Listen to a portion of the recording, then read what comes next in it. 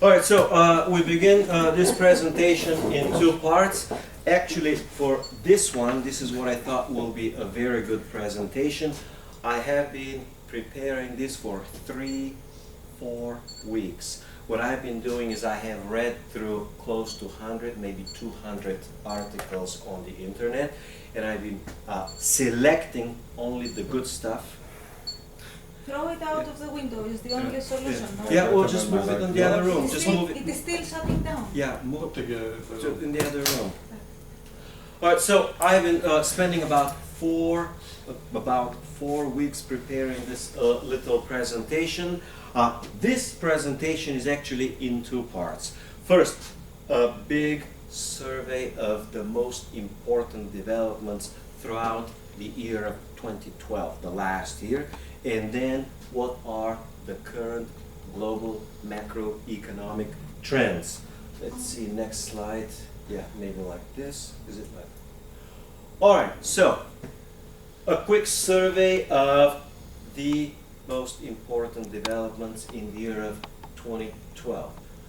The most important one is that the global economy is decelerating. The economy is slowing down significantly. Basically, it means that the global economy is moving into a recession. It doesn't mean that it will get into a recession, because you still have fast-growing economies like China that are pulling ahead.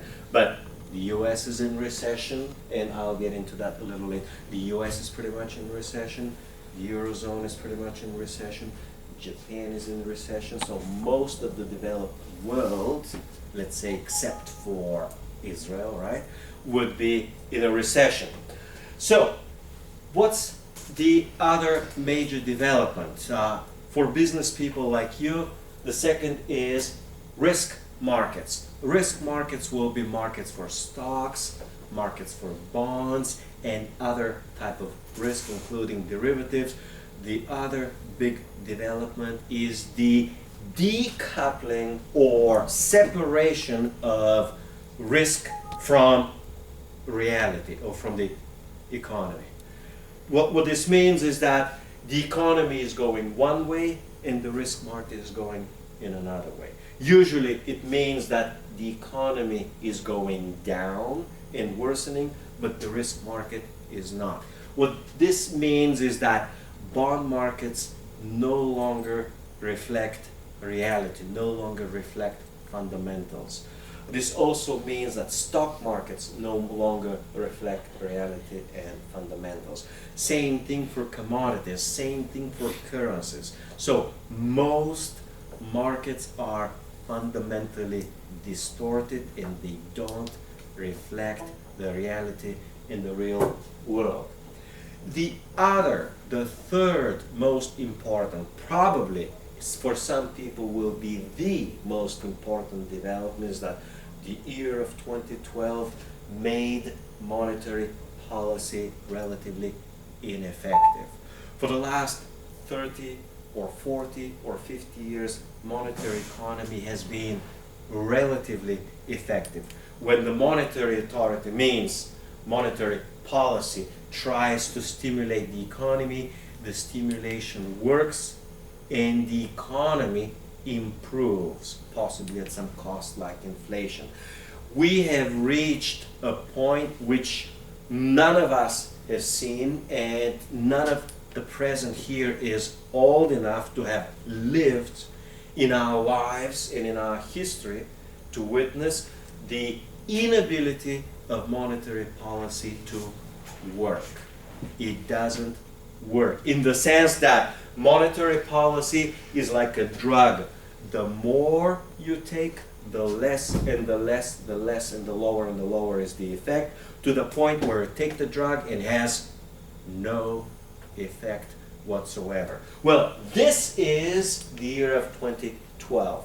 The reason is that in 2007, as the global financial crisis began and the real collapse of Lehman Brothers in 2008, central banks pumped extraordinary amount of money. They had extraordinary expansionary monetary policy with a big effect. 2009, they had another extraordinary monetary policy which had much smaller effect. 2010, smaller effect, 2011, and by 2012, there is little effect from monetary policy.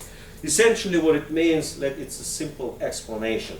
When the central bank prints money, we say that when it has an expansionary policy, it has one of two effects. It either stimulates the real economy or it stimulates inflation. So when you print 10% more money and it circulates into the economy, either all prices go up by 10% and has no effect on the economy, except inflation, or it increases the economy by 10% and prices remain fixed. Or there's also a third way, which is also what's happening now. You print the 10%, you give it to the people, and the people keep it in their wallet and don't spend it at all. Well, now we are having two of those effects. Number one is people just don't spend the money and keep it. So it is, back in the old days, they called this pushing on a string. And now we're going to be seeing more and more and more of the other effect, which is just pure inflation, pure price inflation. So this makes monetary policy relatively ineffective. The other tool which governments have, fiscal policy, has also become extremely ineffective, in the sense that a moderate deficit, or if you understand that those European regulations back in the old days said that a government should not run more than 3 or 4% deficit. So when the crisis started, they did 3% deficit. Then they did 6% deficit. Then they did 9% deficits. Now many countries are running 10% fiscal deficit, and it's not working anymore. For the same reason, like any other drug, like any other, it is losing its potency, it's losing its efficiency. So right now governments are running extraordinary, skyrocketing deficits, and this barely keeps the economies alive. It doesn't even stimulate the economy. So the year of 2012, the most important development is that monetary policy isn't working anymore, fiscal policy isn't working efficiently or effectively anymore. Another important development is deleveraging. Deleveraging simply means lowering debt. What has happened is, as the global financial crisis began, many let's say entities like households tried to pay down debt, corporations tried to pay down debt. Turns out that as governments expanded overall debt, they expanded more debt than households and corporations paid down, essentially increasing leverage in the economy. In other words, debt in the economies continues to grow. It is a myth, it is a lie, or plain pure propaganda that the world is in deleveraging. Absolutely not. When you look at credits, it's called credit outstanding, or the total credit in the system, it's not shrinking in Japan, it's certainly not shrinking in Europe, it's not shrinking in the United States, it's practically not shrinking anywhere. In other words, the world continues to live in credit expansion. So there has been deleveraging forces where the market wants to reduce the debt, but government intervention has increased leverage in the economy. Of course, when credit is shrinking, a lot of terrible things happen, like bankruptcies, but that's what is supposed to happen. Governments, by increasing and expanding credit, have kept this process. Deleveraging is a cleansing process of the economy, but they don't allow it to happen. Another important development is that the European financial crisis maybe began in 2009, maybe more like in 2010, first with Ireland, then it moved to Portugal. The real big crisis was Greece, and we like to say or agree that the European financial crisis began truly with Greece and Greek problems. Well, the year of 2012 made these problems way worse. The European crisis went for the worse. The whole world woke up to the idea that, oh my God, Spain is bankrupt or going into bankruptcy. Oh, Italy is going into bankruptcy. Now people are waking up that France is on the road to bankruptcy, which basically means that one of the major developments of the global developments is that the European financial crisis, which we just call Euro crisis, has significantly escalated. Now, Mario Draghi has done a few things and said, okay, we're going to do whatever it takes and all the other things. You need to understand that the European crisis has not been solved. The only way to solve the crisis is a way to solve the debt. Greek debt has gone up, Spanish debt has gone up, Italian debt has gone up, French debt has gone up. So as long as debt keeps piling up, one thing is guaranteed.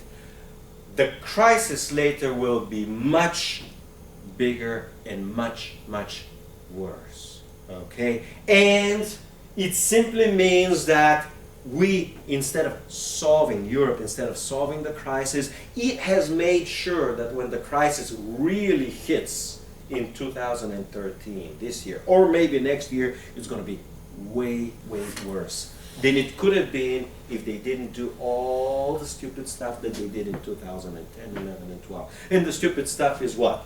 Give more credit to bankrupt countries. Next major development was that the Federal Reserve did yet another quantitative easing, means more money printing, injecting more money and credit into the economy, to the point where we have what's now known as QE infinity. QE infinity means that the Fed has committed to print money, huge amounts of money, $85 billion a month, and they have committed to do this for many years to come in a completely non-crisis environment. There are no bankruptcies, there are no major collapses, there is no tragedy going on. This means that things in the US economy are terrible. It's like a patient who appears to be okay and you load him up with a bunch of pills. Obviously, the American economy is terribly, terribly, terribly sick if you gotta print so much money when there is no obvious crisis. Well, apparently the economy is, well, for sure, terribly sick. The next development is that Japan. The world in 2012 woke up to the idea that Japan is fundamentally bankrupt. What you have in Japan is a development of a perfect storm and is one of the major trends which I'll come to for 2013. Expect a major crisis in Japan. Japan is running low on savings. What it means is that the Japanese have been saving a lot of money and you have huge savings. It is a cushion for the economy to absorb so that the economy doesn't collapse. Well, now Japanese savings are running down significantly, which basically means that they no longer have that cushion. The second major problem the Japanese face is pure demographics. They have extremely low birth rates. They are not reproducing. They're having problems, well, for social reason of making babies. And the last problem, but the biggest, is debt. It simply means that Japan has accumulated extraordinary amount of debt. The most indebted government in the world is the Japanese government, with close to well over 200% of GDP. This ensures that Japan will go bankrupt. Now, they still have some savings, and they are using up these savings essentially for the debt, but as soon as you run out of savings, the debt will definitely blow up. You can't just pile debt upon debt upon debt forever. True, they've been doing it for 20 and more years, but it's not going to happen. Well, the year of 2012 is the year where the world woke up to Japan's problems, realizing that Japan is in deep trouble. Next one is capital flight. Capital flight simply means that people out of Greece understand Greek economy is in deep trouble, so they're taking their money out of Greece and moving it somewhere. But Bulgaria isn't that much better, is it? It doesn't make a lot of sense. Well, you can't move it to Italy either. It's not much safer. Or Slovenia, right? Maybe, maybe not, all right? Or Austria. So what happened is people got to understand something fairly simple and straightforward. It doesn't make sense to move money to the US because US is no longer a safe investment environment. The US dollar is no longer safe, reliable, and solid. US government bonds aren't safe, reliable, and solid. Inflation is eating both of them. You're running big losses.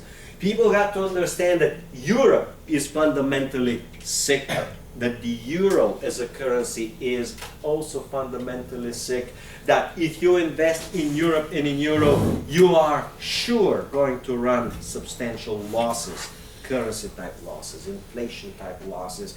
So you can't run in Japan, you can't run in Europe, you can't run into in the US. Of course, you can't even run in Africa. What else is left? Russia, difficult to go and move money there, and you're not quite sure. Actually, people understand now that one of the safest places in the world to put your money in, at least in the markets, is actually Russia. It's difficult and tricky to put your money in China. So the few places in the world that have remained relatively safe for capital to move are basically Singapore. You move your money in Singapore. The Singaporean economy is fairly stable. Their banking system is fairly stable. Their currency is fairly stable. So far, Hong Kong economy is fairly stable. I was there last week in Hong Kong. It's a good, very well developed economy. It's clean, it's well run, and people know what's going on. So Hong Kong is a safe place to put your money. And the other safe place to put your money is gold. Now, where you're going to bury your gold and where you're going to store it, in a safe deposit box or 3 meters underground or wherever you're going to put it, is a completely different story. Maybe in Switzerland in a safe, maybe in a Hong Kong airport in a safe, maybe in Singapore, maybe wherever you put it. Gold is pretty much the only place left to hide your money in. Real estate is no longer, hasn't been a good, safe investment for 5 years. And the reason is that real estate was in a major bubble, and it keeps going down and down and down because it was overvalued. So when you look into where to put my money, basically you got few places left, like 2 safe countries and only 1 safe investment. The next one is China. The biggest development in China that it's now has now a booming shadow banking. Shadow banking means that a lot of credit in the economy is generated not by the typical mainstream banks which the government controls. So you got the typical banks, like in Bulgaria, we got 31 banks, I think 31, and they provide and generate credit. You got credit finance companies and all sorts of other little institutions that are generating a lot of credit. So the big development is that in China you got a rise of an alternative, different banking system aside and in addition to the mainstream banking system. Another major development, which is now easy to see and recognize, you can probably zoom in a little bit, right? You're zooming in on this, is that we are developing a global bond bubble. This basically means that American bonds are extremely high and about to crash. British bonds and the British bond market is in a major bubble. A whole European bond market is in a bubble. The Japanese bond market is basically the whole global world. Well, even Greece is also in a way still too inflated. The Italian bond market is too inflated. The French bond market is too inflated. So you got a huge bond bubble, and one of the easiest forecasts, though not necessarily for this year, is that the next big thing in the world will be a crashing bond bubble. When this happens, the world will turn really, really bad. It's going to get downright ugly. This is the moment when the governments can't finance themselves anymore and will have to cut costs. And the last major development of last year is that all financial markets have become more and more and more unstable, going up, going down, going up, going up, down. This is also called bipolar. Markets have gone what's called manic depressive. One day they're manic, the next day they're depressive. 1 week they're manic, the next day they're depressive. In the morning they're manic, in the afternoon they're depressive. 1 month everything's great and we solved all the problems of the world. The next month the market is waking up to the idea that, oh my God, all the problems are still there and nothing was solved. And the markets are row-row. Row-row means it's a well-known term for everyone in the world of finance, meaning risk on, risk off. Risk on means people invest into risky assets, and when they get scared, they take out of risky assets, and risk off means you put it in safe assets. So investors are, again, bipolar, manic depressive. When they're manic, they invest in risky assets. When they get scared and depressive, they turn out of risk and into safe assets. And they just keep switching. Well, that is not a safe, is not a stable environment. So these are the major developments of 2012. All right, so a little bit more about the European crisis, because the interest here is Europe. We're in Europe. We operate mostly in Europe. At least you as a business operate in Europe. So what happened in Europe? Well, that's easy. The periphery will be Greece, Spain, and Italy are in total depression. You have in Spain for young people over 50% unemployment. For Greek young men, over 50% unemployment. Unemployment for the overall population, close or pushing to 25. This is a pure depression. And it's just begun. The real crisis hasn't yet come, okay? The real crisis is still to come because, we haven't solved any of the crisis problems. Second, the second biggest and most important development in the last year for Europe is that the crisis, the euro crisis, has affected the core. And the core of Europe, the core economies are Germany and France. It's better to say in English that it has infected. So the periphery, Greece, Italy, Spain, have now infected the core, the most solid, the most reliable, the biggest economies. In other words, the whole European economy is now sick. That happened last year. Essentially, even now the core, Germany and France, is essentially in recession. The next development is that the European Central Bank, Mario Draghi, said we will do whatever it takes. Whatever it takes means, in very simple terms, they're going to print as many hundreds of billions or trillions of dollars as it is necessary. What does it mean? If we got to print 2 trillion, when to print it? What does it mean? It means that the euro as a currency is no longer good. The euro is no longer a hard currency. It's no longer stable currency. It's no longer reliable currency. You can't trust the euro anymore. With that kind of policy, it means that the euro will keep devaluing and devaluing and devaluing and devaluing. So, the year of 2012 was basically the death of the euro. Basic. Just because you have it in your pocket, right, and you can spend it, doesn't mean that it is stable and that will keep its value stable.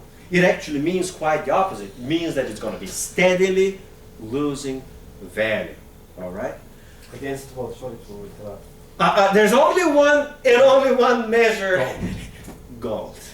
Because measuring up against the Japanese yen the dollar, I mean, they will decline as well. Yes, the dollar will decline as well, so the dollar is no good measure because it's equally unstable. In many, many ways, even worse. Okay, same thing with Japanese yen. Even now, well, I didn't put in here one of the other major developments. How did I forget that? Is that the Swiss franc is not anymore a solid, stable currency. The Swiss decided that they will link or peg their currency to the euro. We call this a soft peg, where they're going to print as much francs as necessary to keep the Swiss franc at par to a chosen value to the euro. Well, this means that you can't run into Swiss francs anymore. And in the last 2 weeks, something else is happening. For the first 2 weeks of January, the franc is crashing or falling even against the euro. So the Swiss franc is no longer a stable currency. What else? Mercosi is dead. Anyone? What's Mercosi? Merkel and Sarkozy. Oh yeah, okay. That's the German Chancellor Merkel, okay, and the French President, ex-French President Sarkozy. This alliance is now dead. Up until a few months ago. This alliance, the core of Europe, France and Germany, as long as they're together, as long as they agree on a policy, Europe will be behind. They are Europe. They like to think that they are Europe. Okay, they are running Europe. Now this alliance is dead, and you don't have this intimate connection between France and Germany. And that's a major development. For the last so many years, as long as it's been European Union and later on European currency, France and Germany have been always working together, and as long as they work together, as long as they reach a compromise, Europe is based on that Franco-German alliance, on that compromise. Now, that's dead. And with this means that Europe is not going to be unified anymore as it has been for the last decade. The next one is also fairly easy. That's one of the easiest forecasts to make. You have Monsieur Hollande, you know, everybody knows that's the president of France. And the president of France is chosen completely destructive policy. He's chosen self-destructive fiscal policy. He's chosen every single policy to accelerate France into bankruptcy. Of course, France has been always steadily but slowly on the road to bankruptcy. Now France is galloping real fast and real quick into the abyss. The French economy is going to crash. The question is, it's going to happen this year in 2013 or more likely in 2014 or 15? Well, difficult to say, okay? It's hard to predict, but it's very easy to predict that it will happen in the not too distant future. In 1, 2, 3 years it's going to happen.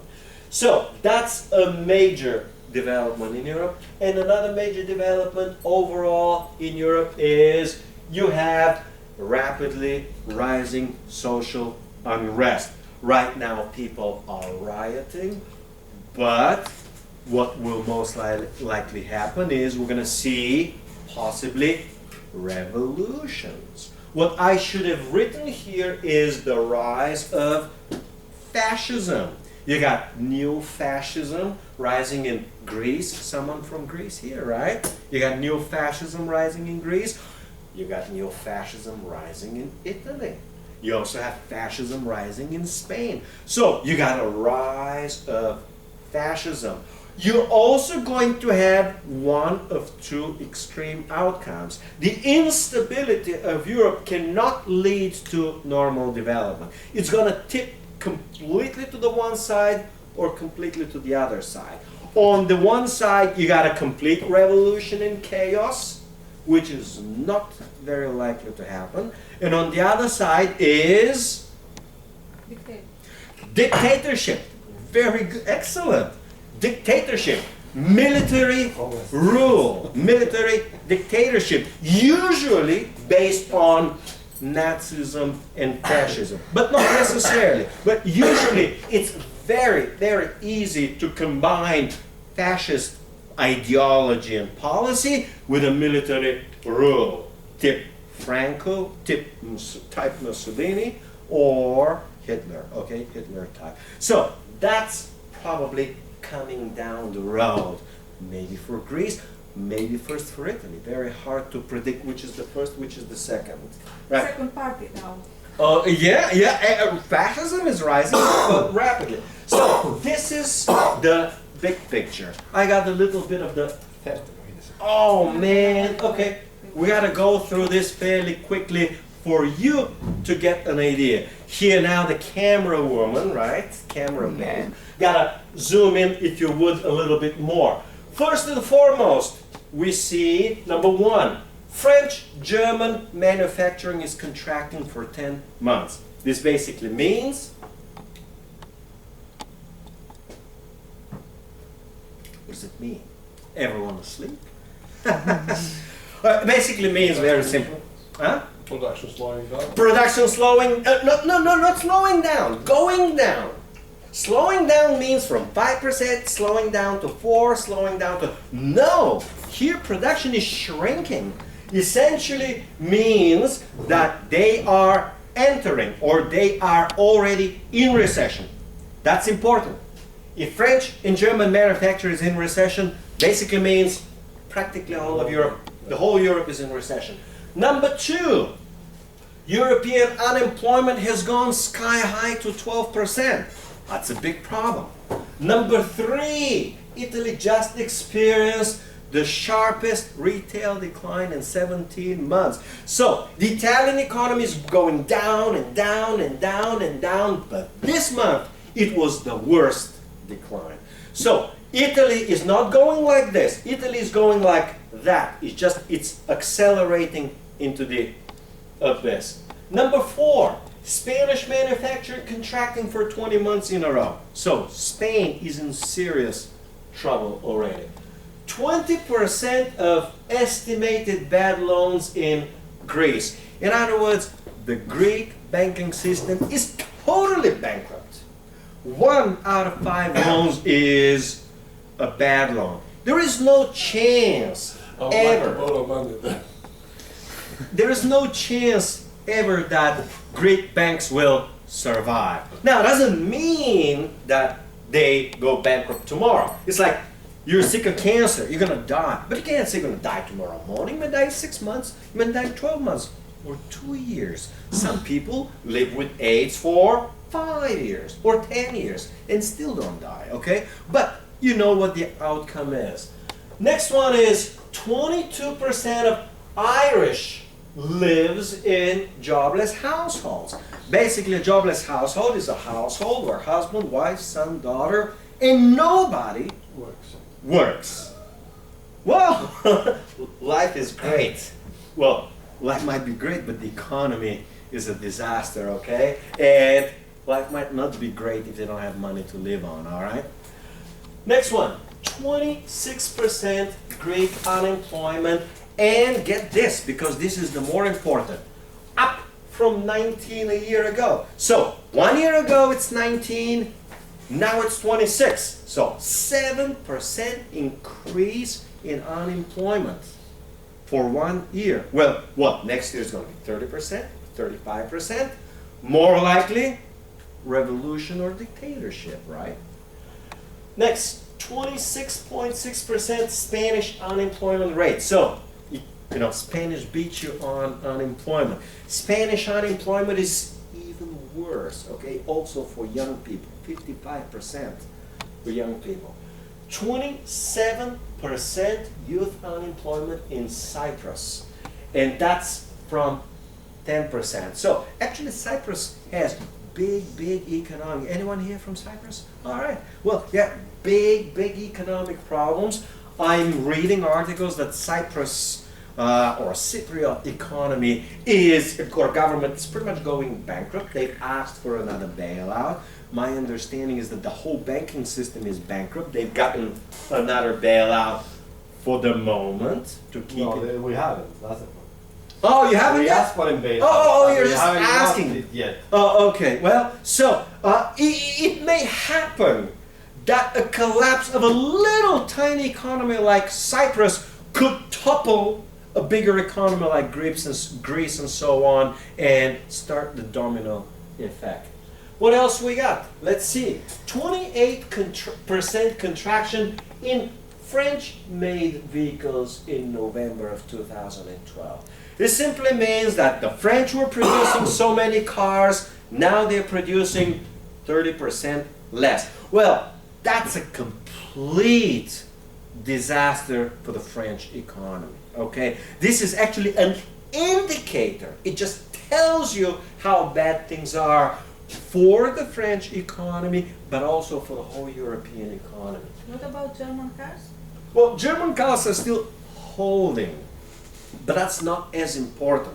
What is more important is that Europe is supposedly, we're told, the propaganda is the two big pillars on which the whole European economy is Germany and France. And now one of those pillars is crashing.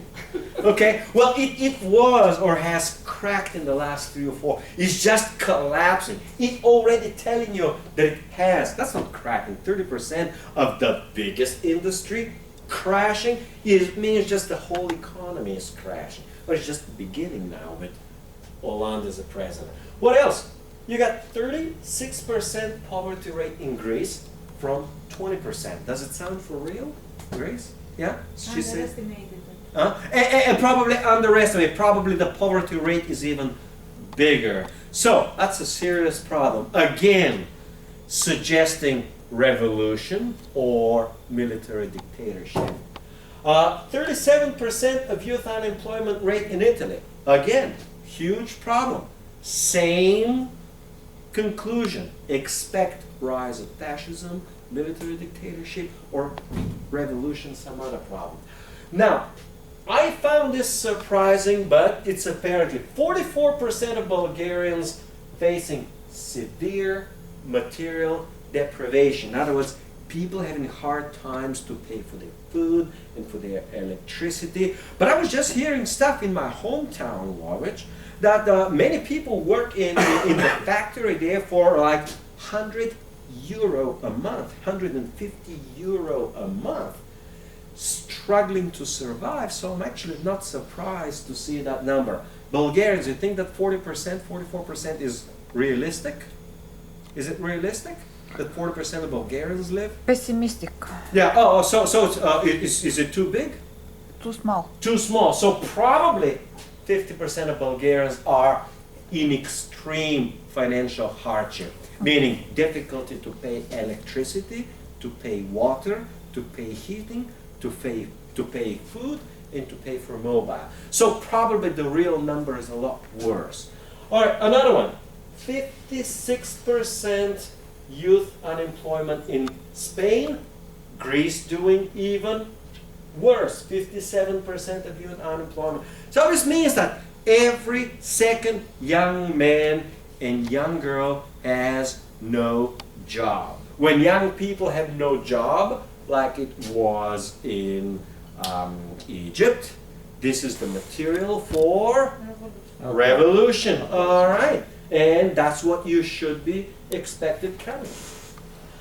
According to Citigroup researchers and economists, how they did it, I don't know. There's a 60% chance that Greece will leave the Eurozone this year, 2013. And this basically means a collapse of the Eurozone. Now, why leaving Greece could be a complete disaster? Is it going to be a disaster? For Greece? Or for the European Union? I think, I'm not sure about this, because we have a slow death now. All right, well, I'm sure about Europe. For Europe, it's going to be catastrophe.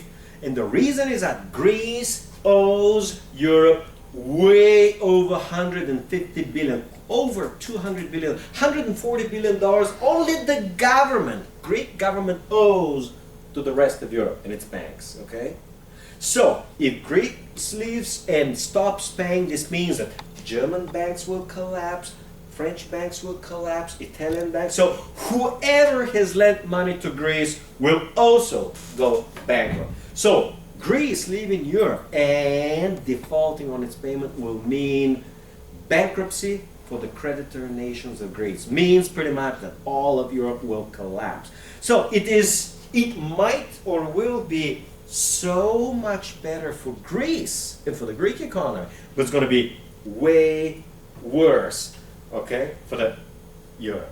Next, 70% discount on some homes in Spain from the bubble peaks. So what really they're saying is, hey, the prices of Spanish homes have been very high at the peak of the bubble. So far, many of them are selling 70% below the peak. In other words, they're selling for 1/3.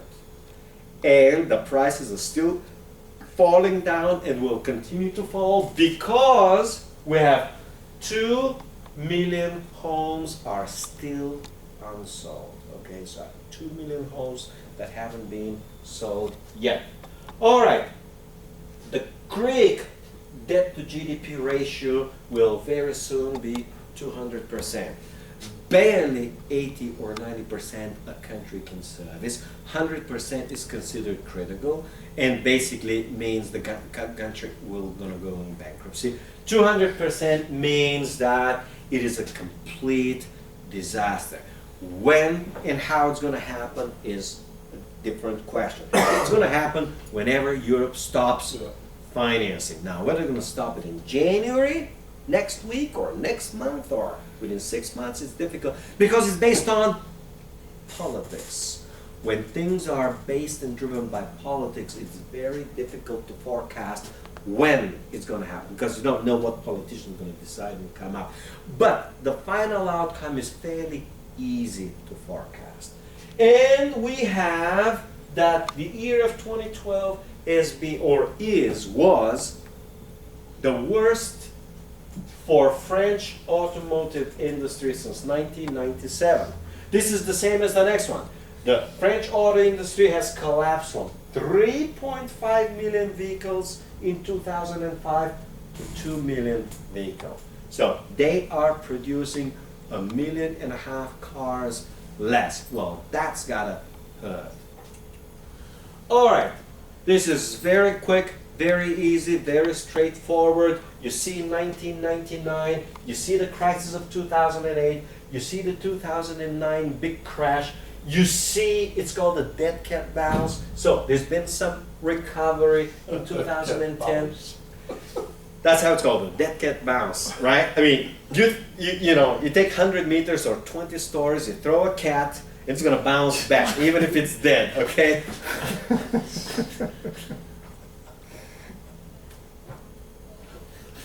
And now you see, since 2010, it's a simple picture to see things are going down and below zero, meaning basically in recession. So the picture for Europe is grim. Things are really bad and going to worse. And I got only one more picture. This needs a little special type of reading. It's a very tricky interpretation. What you got is non-euro area orders. So you see the big crash, and then you see the recovery, and then you see that the non-European orders, meaning orders from the US, from Asia, from Japan, they are barely holding. But orders from within the European Union have completely crashed. In other words, this is indicating that the rest of the world is holding. Someone was asking about BMWs, right? Or German automakers. Well, let's just say like that. The rest of the world is keeping up the demand of German cars, but demand within Europe is collapsing. This basically tells you that the European economy is going down, is basically contracting, and Europeans aren't buying German or European stuff, okay? So that's the European consumption, and that's the, let's say, out of Europe consumption. This one, European area orders in Europe, yes. Yes. So this basically means that Europeans are ordering their own stuff a whole lot less than it's for. So the European economy is going down to the terrible times of 2009, and they can easily, within a year, reach. While China still keeps demand. Japan still keeps demand. Maybe America. The rest of the world at least, well, Hong Kong is doing really well. I spent the month I just came from Macau. Macau economy is booming, okay? Casinos are full. Everyone's buying, of course, not iPhones anymore. Everyone's buying Samsung Galaxy mobiles, which are considered much better. Everyone's having a MacBook and all the good stuff. So basically the economy, most of the Asian economy is booming and growing. But the European economy, that's our concern. That's what you're asking me to do here, is tell what's going on in Europe, is going really bad and not stabilizing. The European economy is not getting stable. That's important message to understand, because we're told for some reason that the crisis is over, that the economy has stabilized. Not so. All right, now actually that you understand 2012, the trends for 2013 are a lot quicker and easier. Number one, expect this year a global stagnation. We know that US is or will be in recession. It's pretty much in recession. The UK is in recession. Europe pretty much in recession, and Japan. So most of the developed world is basically in recession. Expect for next year that the BRICS are rapidly decelerating. BRICS means Brazil, Russia, India, and China. These are the rapidly developing economies are rapidly decelerating. So China was growing at 10%. Last year it was 7%. It could fall to 5%. Same thing with Brazil. Brazilian economy is going fast. Now, not so fast. So these economies are rapidly decelerating. Doesn't mean yet recession, but maybe 2014 they will also get into a recession. What else? Half of Eastern Europe is stagnant, definitely not growing, and the other half of Eastern Europe is already in recession. Okay, so that's fairly easy. Again, expect that monetary policy will, as they try to pump more money, will be not simply ineffective, it will be counterproductive. As the ECB is pumping more and more money, suddenly, as I'm hearing here in Bulgaria, and I'm sure same thing happens in Greece and around Europe, oil prices are shooting up. If oil prices are going up, it's not because there is a great demand for oil around the world? It's because euro is going down. In euro going down, oil prices reflect the weakness of the euro. So you're going to see a lot more inflation. For us, we just have our oil and gas prices here, what, 15-20% in just 2 months. Well, that's going to translate into inflation in the whole economy soon. What else? Fiscal policy means that deficits are running 8, 10, 12%. This was 5, 10, 15, 20, 30 years ago was unthinkable. No government will ever think to run 10 or 15% deficit. Well, now most governments do it. Well, one of two things will happen for sure. As the government is running sky-high deficits, one of two things will happen. If they keep the deficits high, the government finances will go down, meaning the bond market's going to crash on them. In other words, exploding deficits will mean that the market will eventually crash on them. However, if they shrink the deficit and don't spend, this means that society will crash on them. So austerity means social instability, what we're basically seeing in Greece. But the other alternative, so governments have two equally unappealing options. One is an economic collapse, the other one is a social collapse. What else? For the euro markets, they are extremely vulnerable from 2012 short squeeze. This simply means the following. Mario Draghi said last year that he's going to do whatever it takes to help Greece, to help Italy, to help other European countries, and suddenly there was a short squeeze in the market where everyone who shorted European bonds and stocks and everything else was forced to cover, and this inflated the price. Now there are no more shorts in the market. When there are no more shorts, when the market starts crashing, there is nothing to stop the market from crashing. So the stock, bond markets, risk markets in Europe are extremely vulnerable because there are no shorts. If they start crashing, it's just going to be an avalanche to a complete collapse. So European markets could collapse practically at any time. A little panic somewhere about something, whether it's Cyprus, whether it's Greece, whether it's France, whether it's Italy or some other country, could literally collapse all Europe. Another